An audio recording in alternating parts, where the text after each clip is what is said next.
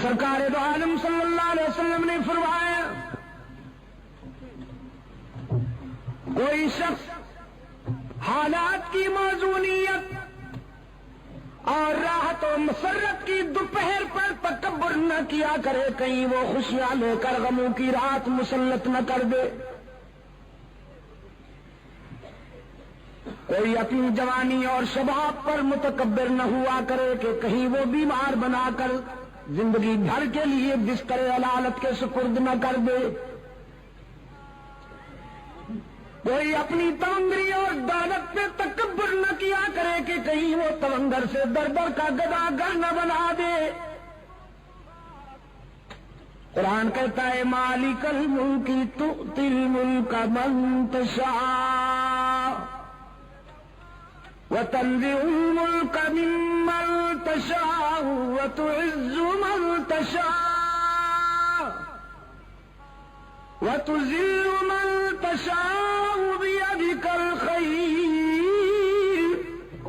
إنك على كل شيء قدير۔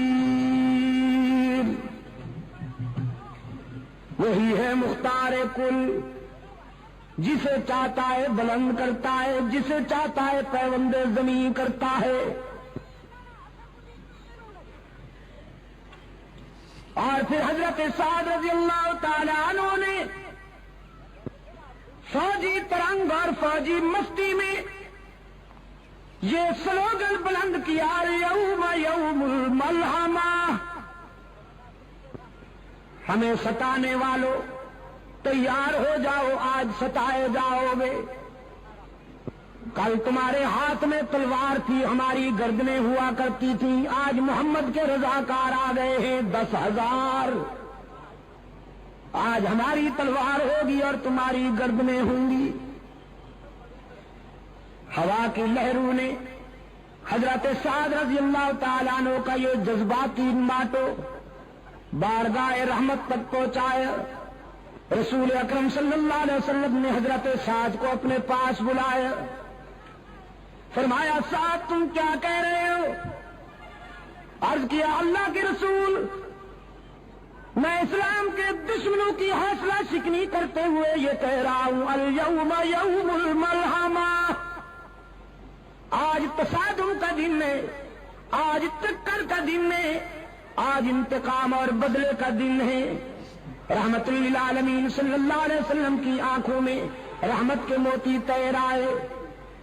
حبیب کبریا صلی اللہ علیہ وسلم نے فرمایا سعد تم انتقام کا نعرہ بلند کرتے ہو، میری رحمت کو تکلیف ہوتی ہے، نعرہ تکبیر، میرے ضمیر پہ چوٹ لگتی ہے، تمہیں یہ نعرہ بلند کرنے کی اجازت نہیں۔ حضور نے تعذیباً وہ پرچم لے کر ایک اور رضاکار کے حوالے کر دیا۔ صحابہ کرام نے عرض کیا اللہ کے رسول، ہمیں تو ان سنگدلوں کا وہ ماضی یاد ہے کہ جب انہوں نے بلال کو گرم ریت پر لٹا دیا، جب ان آدم خوروں نے سمیہ کو مکہ کے چوراہے پہ 2 لخت کر دیا، ہمیں تو ان آدم خوروں کی وہ زیادتیاں یاد ہیں۔ رحمت عالم صلی اللہ علیہ وسلم نے فرمایا مجھے بھی یاد ہے، میں اچھی طرح جانتا ہوں، یہ شہر مجھے جانتا ہے، میں اس کے در و دیوار سے مانوس ہوں، یہ وہی گلیاں ہیں جن میں میرے لیے کانٹے بچھائے جاتے تھے، یہ وہی شہر ہے جس کے نوجوان میری ہوٹنگ کے لیے جلوس نکالا کرتے تھے، یہ وہی باشندے ہیں جو میں مجھ پہ سنگ باری کر کے مجھے لہولہان کر دیا کرتے تھے، یہ وہی مکان ہیں جن کی چھتوں پر عورتیں کوڑا کرکٹ لے کے میری انتظار کیا کرتی تھی۔ لیکن تم جانتے نہیں کہ میں یہ سارے ظلم سہنے کا عادی ہوں، یہ ستانے کے عادی ہیں، ہم معاف کرنے کے عادی ہیں، ان کے دامن پتھروں سے بھرے ہوئے ہیں، ہمارا ظرف عفو درگزر سے معمور۔ شاید تمہیں وہ یاد نہیں کہ یہ ساری چوٹیں سہ کر میں بیت اللہ میں پہنچتا جبکہ میرے جسم سے خون بہ رہا ہوتا، جبکہ میرے پاؤں میں کانٹے چبھے ہوئے ہوتے، جبکہ میرے جذبات ان کے سنگین ناروں سے زخمی ہوتے، میں بیت اللہ میں جا کے کیا کہا کرتا تو تمہیں کچھ یاد ہے کہ نہیں؟ بیت اللہ میں جا کے عبداللہ کا یتیم اللہ کے حضور عرض کرتا، میرے معبود، اپنے محبوب کو زخمی دیکھ کر کہیں تیرا غضب جوش میں نہ آ جائے۔ تو نے دیکھا کہ ستایا گیا ہوں، تو نے دیکھا کہ سنگ باری کی گئی ہے مجھ پر، تو نے دیکھا کہ میرے جسم سے لہو ٹپک رہا ہے، تو نے دیکھا کہ مجھ پہ کوڑا پھینکا جا رہا ہے، تو نے دیکھا کہ میری کردار کشی کی مہم چلائی جا رہی ہے، سوشل بائیکاٹ کیا جا رہا ہے، لیکن میرے معبود، میں تیرے در پہ اس لیے نہیں آیا کہ اپنے ستانے والوں کی ہلاکت و بربادی کی دعا کروں، میں تو تیرے در پہ اس لیے آیا ہوں کہ زندگی کے کسی مرحلے پر اگر ان کے مظالم اور ان کے ستم ہائے مسلسل کی وجہ سے یہ تجھ سے دعا کروں کہ خدا بندہ انہیں تباہ کر دے، انہیں ہلاک کر دے، تو تجھے اس گھر کی عظمت اور میری محبت کا واسطہ کہ میری وہ ہلاکت والی دعا کبھی قبول نہ کرنا، اگر میں کہوں بھی تو انہیں ہلاک نہ کرنا۔ کوہاٹ کے دوستو، عزیز نوجوانوں، جنگ میں بڑے بڑے لوگوں کا اشتعال قابو میں نہیں آتا، بڑے بڑے لوگ اپنی عظمت فراموش کر بیٹھتے ہیں، لیکن رحمت عالم صلی اللہ علیہ وسلم کے اعتدال و توازن کا اندازہ کیجیے کہ میدان جنگ میں ایک کافر کی تلوار حضور پہ اٹھی، اللہ نے اپنے معبود کی حفاظت فرمائی، اس کا وار خطا گیا، اب رحمت عالم کی تلوار اٹھی، وہ کافر شمشیر رسالت کی زد میں تھا، اگلے لمحے وہ تلوار کافر کا سر قلم کر سکتی تھی، لیکن رحمت عالم صلی اللہ علیہ وسلم نے اپنی اٹھی ہوئی تلوار کو روک لیا، اپنے پیچھے کھڑے ہوئے اپنی مراد و مدعا فاروق اعظم کو اپنی تلوار دیتے ہوئے فرمایا، عمر تم اس سے نمٹو۔ فاروق اعظم رضی اللہ تعالیٰ عنہ عرض کرتے ہیں، اللہ کے محبوب، میں تو اس سے نمٹ لوں گا، لیکن آج میں چاہتا تھا کہ میں نبی کی تلوار کے جوہر نبی کے ہاتھوں سے دیکھوں، آج میں انتظار کر رہا تھا کہ آپ کی تلوار سے کوئی کافر کٹ کے گرے تڑپے اور اس کی طرف دیکھ کر میں اپنے جذبہ حریت کو جلا بخشوں۔ رحمت عالم صلی اللہ علیہ وسلم اشک بار ہو گئے، فرمایا، عمر تم جانتے نہیں کہ نبی کا قاتل اور نبی کا مقتول دنیا میں سب سے بڑا بدنصیب ہوتا ہے، جو کسی نبی کو شہید کرے وہ بھی دائمی جہنمی، جو کسی پیغمبر کے ہاتھوں سے مارا جائے وہ بھی دائمی جہنمی۔ تو میرے عمر، میں انسانوں کو جہنم سے نکالنے آیا ہوں، جہنم میں دھکیلنے تو نہیں آیا۔ میں چاہتا ہوں کہ نہ کوئی ایسا بد نصیب ہو کہ اس کے ہاتھوں سے میں مارا جاؤں، نہ کوئی ایسا بد نصیب ہو کہ وہ میرے ہاتھوں سے مارا جائے۔ ارباب علم و دانش، حد نہیں ہو گئی، حد نہیں ہو گئی شفقت و رحمت کی کہ پوری 23 سالہ عسکری زندگی میں کوئی ایک انسان بھی براہ راست رسول اللہ کی تلوار سے نہیں مارا گیا، کوئی ایک بھی انسان۔ میرے آقا نے اپنے رضاکاروں سے فرمایا، یہ نعرہ بلند کرنے کی اجازت نہیں۔ آج میں ان کے لیے وہی جذبات لایا ہوں جو میرے بھائی کے حضرت یوسف کے جذبات تھے کنویں میں ڈالنے والے مہربانوں کے لیے۔ آج میں بھی ان کے لیے وہی کہتا ہوں جو میرے بھائی یوسف نے کہا، لا تثریب علیکم اليوم، آج تمہیں تمہارے ماضی پر شرمندہ بھی نہیں کیا جائے گا۔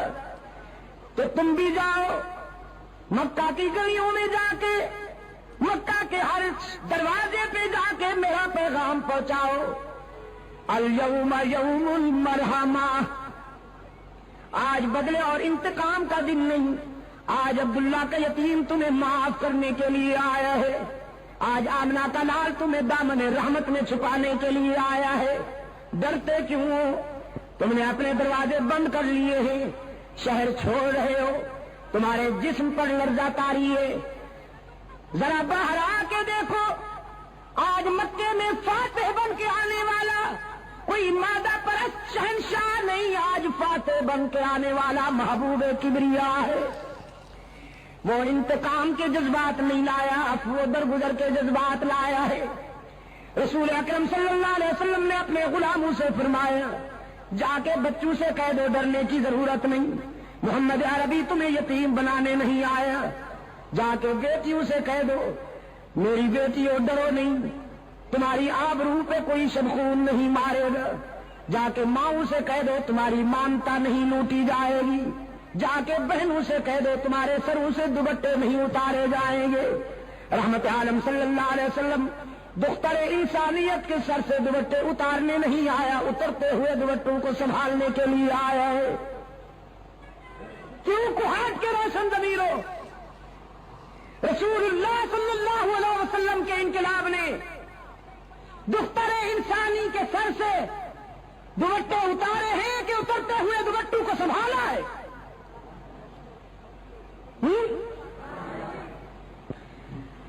اور دور حاضر کا مستشرق جدید مفکر، اے کاش کہ اسے اتنا پانی ملتا کہ وہ ڈوب کے مر جاتا۔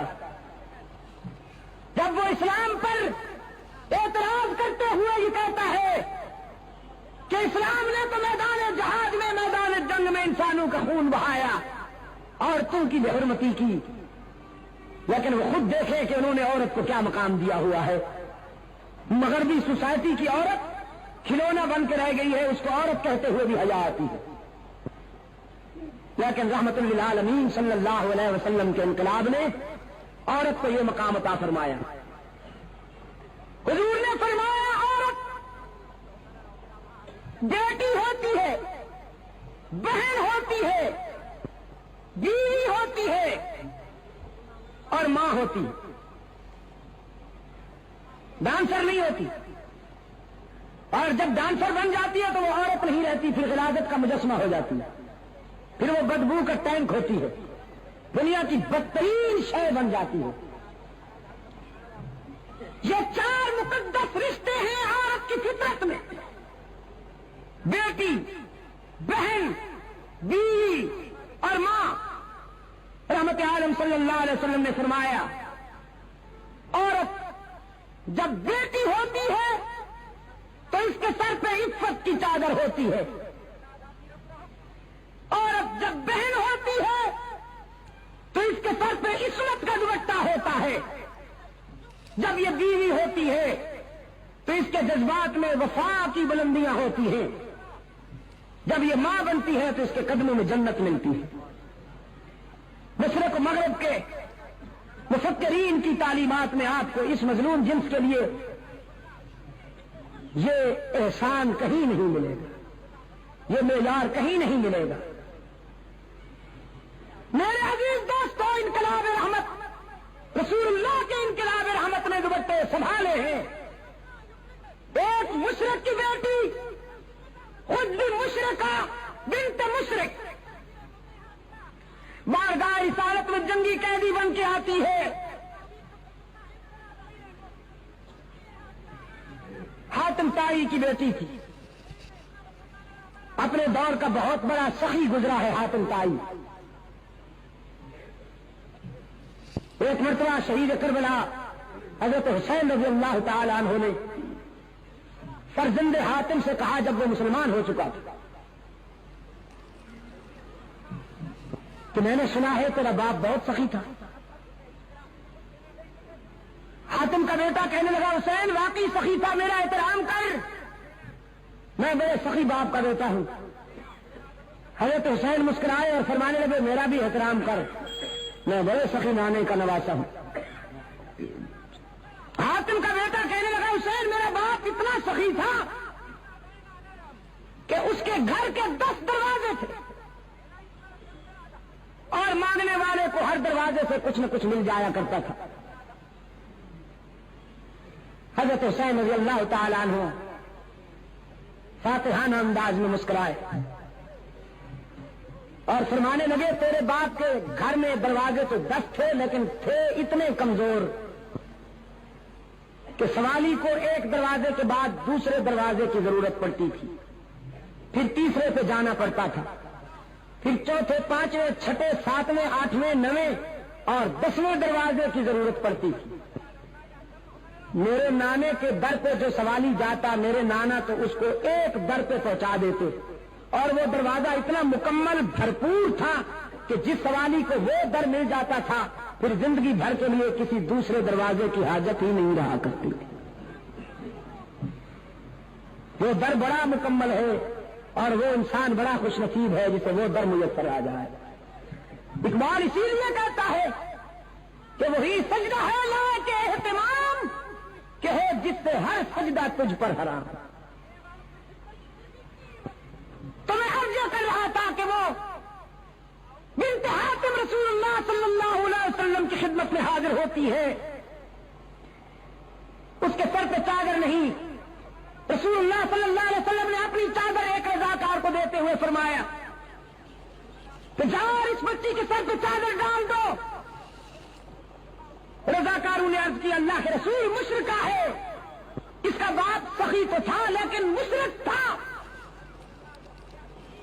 دشمن کی بیٹی ہے، تو ہم آپ کی مقدس چادر ایک کافرہ عورت اور دشمن کی بیٹی کے سر پہ ڈالیں؟ رحمت عالم نے فرمایا بیٹی بیٹی ہوتی ہے، دوست کی ہو یا دشمن کی۔ میرے ہاں معیار یہ نہیں ہے کہ دشمن کی بیٹی ہو تو اس کی رسوائی برداشت کی جائے، اپنے کی بیٹی ہو تو اس کی عزت افزائی کی جائے۔ میرے ہاں معیار یہ ہے کہ جس طرح میں اپنی بیٹی کے لیے چاہتا ہوں کہ اس کا سر کبھی برہنہ نہ ہو، میری رحمت کا تقاضا ہے کہ میرے دشمن کی بیٹی کا سر بھی کبھی برہنہ نہ ہو۔ سرکار دو عالم صلی اللہ علیہ وسلم کی چادر اس بچی کے سر تک پہنچی، رضاکاران مصطفیٰ نے وہ چادر جا کے اس کے سر پہ ڈالی ہے تو روتی ہوئی رسول اللہ کی خدمت میں حاضر ہوئی۔ اللہ کے رسول صلی اللہ علیہ وسلم نے فرمایا بیٹی میں نے سنا ہے کہ تیرا باپ بڑا سخی تھا، تو آج میں تیرے باپ کی نیک نامی کی وجہ سے تجھے آزاد کرتا ہوں، جاؤ تم آزاد۔ وہ بیٹی کہتی ہے اللہ کے رسول دریائے رحمت جوش میں ہے تو میں اکیلے آزادی کیوں قبول کروں؟ یہ میرے قبیلے کی عورتیں میرے ساتھ آئی ہیں، پہلے انہیں آزاد کیجیے پھر میں آزادی قبول کروں گی۔ رحمت عالم صلی اللہ علیہ وسلم مسکرائے، فرمایا ماشاء اللہ صحیح نسل ہو اپنے باپ کی، جاؤ تمہیں تیرے باپ کی وجہ سے اور ان کو تیری انسانی ہمدردی کی وجہ سے آزاد کرتا ہوں، تم سب آزاد۔ قبیلہ طے کی عورتیں جب آزادی کا اعلان سنتی ہیں اور اگلے لمحے وہ ساری عورتیں رسول اللہ صلی اللہ علیہ وسلم کے اسلام کے حلقے میں تھیں، ان کی زبان پہ کلمہ اسلام مچل رہا تھا۔ رسول اللہ صلی اللہ علیہ وسلم کی سیرت طیبہ اور حضور کی ولادت، اس پر آپ کی اظہار مسرت کا صحیح طریقہ یہ ہے کوہاٹ کے دوستوں کہ اپنے اندر کردار کی وہ بلندیاں پیدا کیجئے کہ تلوار اٹھانے کی ضرورت ہی نہ پڑے، تیاری کیجئے۔ حکم ہے اعدوا لهم ما استطعتم من قوة ومن رباط الخيل، اتنی تیاری کیجئے کہ آپ کے دشمن کے حوصلے پست ہو جائیں، لیکن سب سے زیادہ توجہ کردار پہ دیجئے۔ آپ نے اگر اپنے اندر وہ کردار پیدا کر لیا تو انشاءاللہ اسلحہ وہ کام نہیں کرے گا جو آپ کا کردار کام کرے گا۔ میں شیخ الحدیث حضرت مولانا محمد زکریا رحمت اللہ تعالی علیہ کے والد گرامی کا ایک واقعہ بیان کیا کرتا ہوں دوستوں کی خدمت میں۔ بہت سے دوست آج اس اجتماع میں نئے ہیں، ان کی معلومات کے لیے عرض کر دیتا ہوں۔ حضرت مولانا محمد زکریا رحمت اللہ تعالی علیہ کے والد گرامی ابھی پچھلے دنوں ان کا انتقال ہوا، مدینہ منورہ میں انہوں نے انتقال فرمایا۔ زندگی کا ایک طویل حصہ اس انتظار میں مدینہ میں آئے، اکثر دعا بھی کیا کرتے تھے۔ اللہ نے اس درویش کی دعا کو شرف قبولیت بخشا، باب جبریل سے جنازہ اٹھا، جنت البقیع میں ٹھکانہ مل گئے۔ ان کے والد گرامی سے حضرت مولانا محمد یحییٰ رحمت اللہ تعالی علیہ، ان کے زمانہ میں ایک ہندو مسلم فساد ہوا، سوچ کر میں نے تجھے تیرا پرس واپس کر دیا، جاؤ اپنا کام کرو۔ نسبت بڑی بات ہوتی ہے عزیز دوستو. 18 ہندو مولانا سے عرض کرتے ہیں ہم نے سوچا جب غلام اتنا سچا ہے اس کا آقا کتنا سچا ہوگا. ہم فیصلہ کر کے آئے ہیں کہ ہمیں بھی اسی کا غلام بنا دیجئے جس کی غلامی نے آپ کو حق و صداقت کی یہ بلندیاں عطا کی. مولانا کے ہاتھ پر انہوں نے کلمہ پڑھا, اسلام قبول کیا. کہنے لگے مولانا عدالت کا وقت ابھی ختم نہیں ہوا, چلیے ذرا. اب کیونکہ ہم مسلمان ہو گئے ہیں, فرض ملکیت ہمارے پاس ہے, مثل عدالت میں موجود ہے, ہم بیان دیتے ہیں کہ زمین مسجد کو ملنی چاہیے. عدالت میں آ کے انہوں نے بیان دیا کہ اب چونکہ ہم مسلمان ہو چکے ہیں, اس زمین کے اصل مالک ہم ہیں, تو آپ یہ زمین مسجد کے نام اعلان کر دیجیے. اس نے مصر کو معائنہ کیا تو دیکھا کہ واقعی یہی لوگ اصل مالک تھے زمین کے. زمین مسجد کے نام اعلان ہو گئی. مولانا محمد یحییٰ رحمۃ اللہ علیہ سنجیدگی کے ساتھ باہر آئے اور اپنے جذباتی سر پھرے دوستوں سے فرمانے لگے یحییٰ نے جھوٹ نہیں بولا تو یحییٰ کے خدا نے یحییٰ کا دین بھی بچا لیا, زمین بھی عطا کر دی. میرا پیغام آپ کے لیے آج یہی ہے کہ آپ حضور اکرم کی ولادت کا جشن یا خوشی اس طرح منائیے کہ رسول اللہ کے زیادہ حیات کو اپنا کر رحمت عالم کا کردار کو اپنی زندگی میں جگہ دیجیے, پھر دیکھیے اثرات کیا ہوتے. آج اسرائیل کا یہودی, روس کا دہریہ, مغرب کا آدم خور, گوری چمڑی والا سیاہ دل بھیڑیا یہ سمجھتا ہے کہ مسلمان فقط نام کے رہ گئے ہیں. اب ان کو مٹانا کوئی بڑی بات نہیں. یہ نعرے تو خوب لگاتے ہیں, جھنڈیاں بھی خوب لہراتے ہیں, چراغاں بھی خوب کرتے ہیں, لیکن عملی زندگی کے کسی گوشے پر رسول اللہ کی اطاعت اور غلامی کی جھلک نظر نہیں آتی صلی اللہ علیہ وسلم. ربیع الاول آپ کے لیے یہی پیغام لاتا ہے کہ آپ اس صبح بہارا کی یاد منائیں اور عزم کریں کہ ہم اپنے آقا و مولا کی سیرت طیبہ کو اپنی عملی زندگی میں جگہ دیں. اور آپ یقین کر لیجئے ایک بھی جھنڈی نہ لگائیے, ایک بھی چراغ نہ جلائیے, ایک بھی نعرہ نہ لگائیے. خاموشی کے ساتھ اگر رسول اللہ کی غلامی اپنا لیجئے تو دنیا بھی سمر جائے گی, عقبہ بھی سمر جائے گی. ارباب علم دانش بیٹھے ہیں, میں ان کی موجودگی میں دعوے سے کہتا ہوں کہ صدیق اکبر نے, فاروق اعظم نے یہ کچھ نہیں کیا جو ہم کر رہے ہیں. انہوں نے ان چیزوں کا سہارا نہیں لیا. انہوں نے حضور کی ولادت کی خوشی اس طرح منائی کہ اپنی زندگیاں پیغمبر کے حوالے کر, اور جب انہوں نے اپنی زندگیاں حوالہ کر دی تو خداوند عالم نے انہیں اتنا اونچا مقام دیا کہ عرش بری پہ ان کے تذکرے ہوئے. فرمایا محمد رسول اللہ